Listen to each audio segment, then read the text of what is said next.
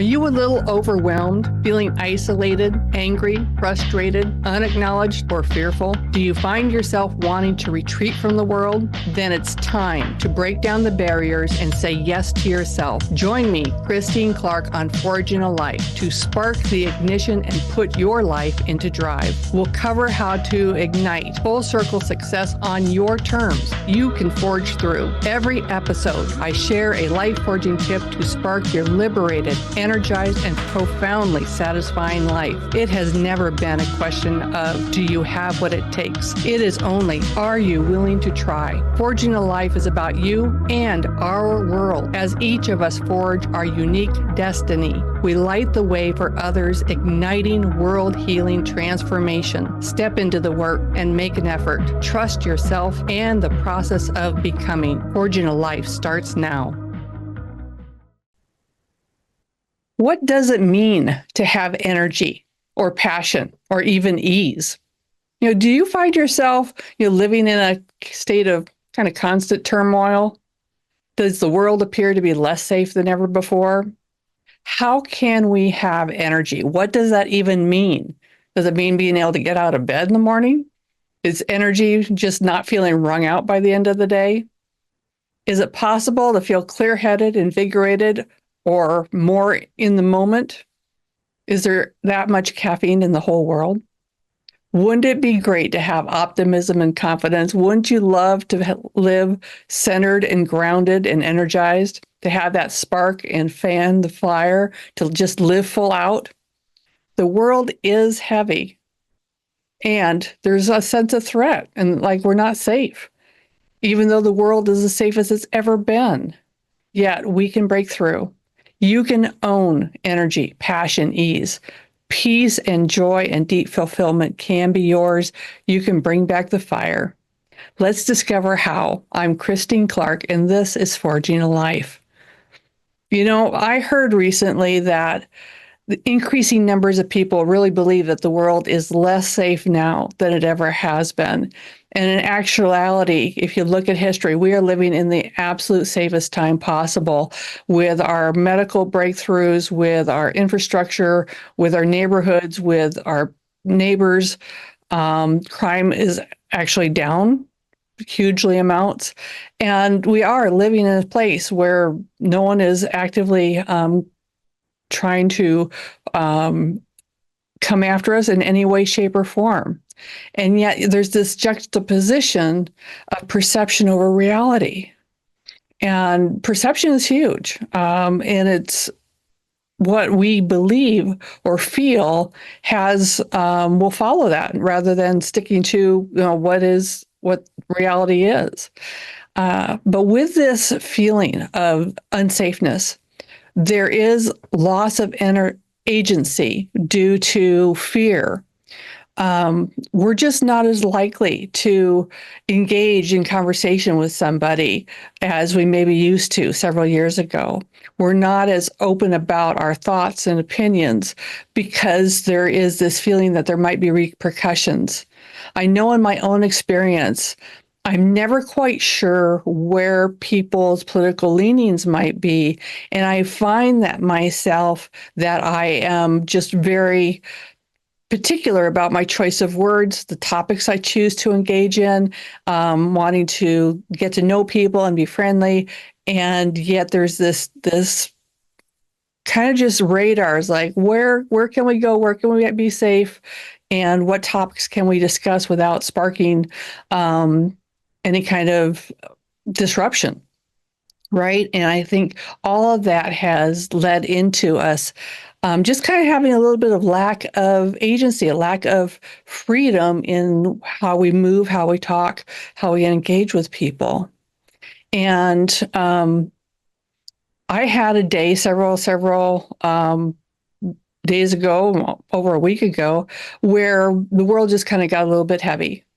And in my despair, I did some writing, and then I chose to post it on social media, really kind of highlighting the things that had triggered me multiple times within one day and the bigger picture that I was drawing from that, and just venting, just feeling despair, and that I had no ability to maybe change things, and that just got heavy. And it was interesting because as I did that, it was right in the moment. And then I didn't go back to social media for 2, 3 days. And in that space of time, it's like, you need to go back and take that down, Christine, because you're just putting out negative stuff into the world. Don't be doing that. Don't be, sharing that way. And I really was also expecting to get pushback. I was expecting that there would be disparagement. And so I went back to the LinkedIn post and the Facebook post, and with the full intention of just pulling it down. And when I got there, there were messages and remarks of people telling me to hang in there, people saying, I understand, people saying, yeah, me too. And that was huge to realize that we are all in this together, and that to risk opening up, risk talking about those things that felt heavy was actually a benefit, a boon. And so that's one of the ways um, to build our fire, to give us some spark, is to simply have the courage to say, hey, this is what I'm feeling because of this is what was happening. And it was eye-opening for me, absolutely eye-opening for me. But we are feeling like we have this lack of stability. And what I know as a coach with my work that I do with people is that this lack of stability leads to bottling of our emotions. A lot of us will bottle our emotions anyway, but there is this closing in of who I can talk to, what I can talk about, and not being able to be secure in expressing a greater number of things. And especially when it comes to frustrations, especially when it comes to sadness, especially when it comes to despair. And this holding back of emotions keeps it on the surface. It doesn't allow us to process it. It doesn't allow us to do anything with it. It just holds it here. And when we keep everything on the surface, the emotions themselves get into control. Because we have this weight of these things that have not been processed, that have not been expressed, that have not truly been felt through, then we are in a state of vulnerability, and we are way more likely to be reactionary. And the emotions start to control us, start to control how we perceive the world, start to control how we respond to the world. And it's like you're in the storm, it's swirling, but you can't find the eye of the storm, and you can't escape the storm either. And it is amazing how much we will tolerate pain, tolerate fear, tolerate sadness, tolerate our frustrations, because we're afraid to fully feel them. And so we end up just kind of stacking all of it on there and building this shell around us. Dr. Pat talks about crust busting. That's part of what happens is we encase ourselves in this, and it really limits our ability to engage with the world, and it limits our emotional range as well. And it's like, there's this hammer, right? It's like having this hammer that is hovering just above us. And, we hold on no matter how excruciating or damaging, because it's what we know. So, to feel into the emotion is actually allowing that hammer to drop. And the fear is that hammer might shatter us. To actually feel the emotions might just kill us, right? Emotionally. And it also might break the cage and release all the demons. And it's like, we don't want that. So we walk around with this weight, this hammer just kind of hanging over our heads. And I'll tell you, people, this is exhausting. It is so exhausting. We have to let that hammer drop. We have to allow ourselves to look at, to feel into the emotions, to go to the depths of the feeling, to lean in. And this lets the hammer drop. And what we find, and what I've So many clients have found, and so many people I have talked to have found that when you let that hammer drop, when you allow yourself to feel the emotions in their fullness, allow to vent in fullness, that instead of shattering us, it actually shapes us. When we risk opening up to sadness, to overwhelm, to shame, to loss, to anger, to hurt, the burn is actually short lived. It can flare as if to consume us, but it soon runs out of fuel. As the hammer lands, there's always increased pressure, increased heat, and it's temporary. The hammer strikes and then it's gone. And we're given release. We are given form, which we can then have perspective from. When the hammer's hovering, it's just stress and more holding up and, trying to, you're walking around with this big thing over your head. It's kind of hard to move. Most of the time, we have placed the hammer over our own heads. Most of the time, we have told ourselves stories about why we can't share what we're feeling, express what we're seeing, really allow the emotion to go to its depths and let ourselves feel it, because we can't, because we're afraid it's going to shatter us, because we're afraid it's going to lead to something worse. And we do that. We make that up in our own heads. And what is true is that in our imaginations, it's way, way, way bigger than it actually is. Rarely is it the sledgehammer. Usually it's just a little carpenter's hammer. And sometimes we discover that it's a little teeny tiny jeweler's hammer, but we've been thinking that's huge. So we have to just let it drop. And there are different ways to allow that to happen. First and foremost, the easiest is just cry. Cry until no more tears come. Allow yourself the full event, whatever that looks like for you. For me, I know it means that the house has to be empty. Can't have any people around, but then allow it. Allow yourself to just let it out. Journaling is amazing. To spew your torment down onto paper. It's cathartic. Do it with a pen or a pencil in your hand onto paper and just write until nothing more comes out. Just spill it all. It's not something that you ever have to share or show anybody, but it is for you to release. You can beat on a chair with a towel, or really good, a tennis racket on a bed mattress. Those are awesome. That whop is a beautiful sound.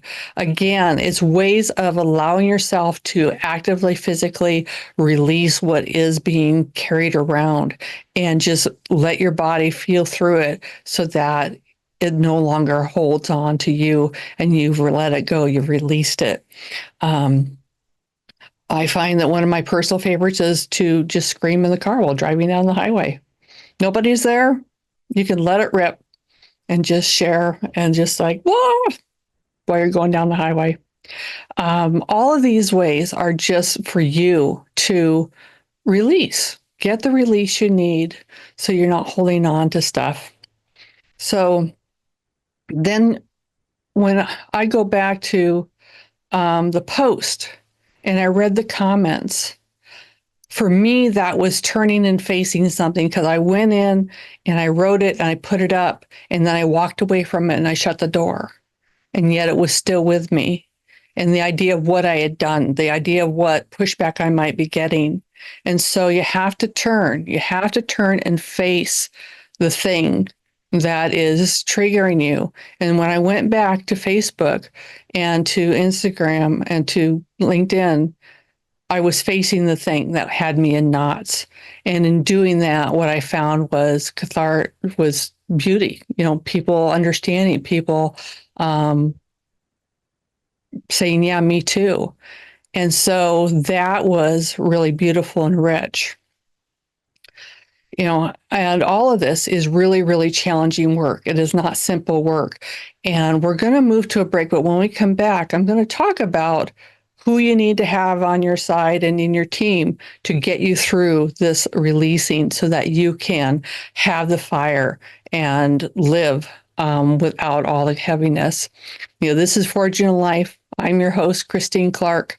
You can follow me on LinkedIn, on Instagram, on YouTube, and Facebook. Gain clarity with a free personal session at forgingalife.com. When we come back, we're going to talk more about what siphons our energy and what puts a cap on our fire. And of course, your life forging tip is coming up.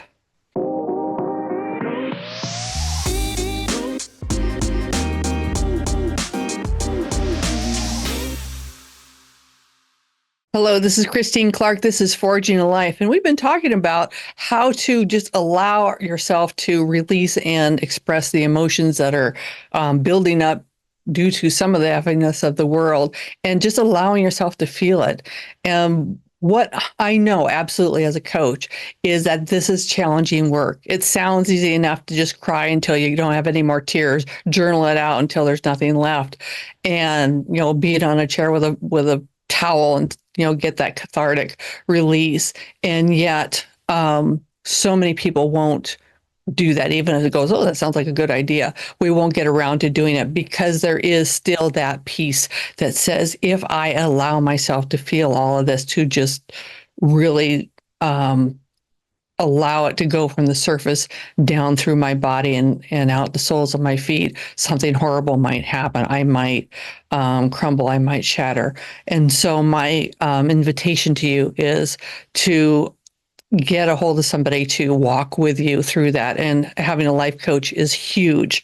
For me, it's great mojo to walk with people, to give them that safe space, to be there, to just be a witness to what they're expressing, and to let them know that it's okay to express.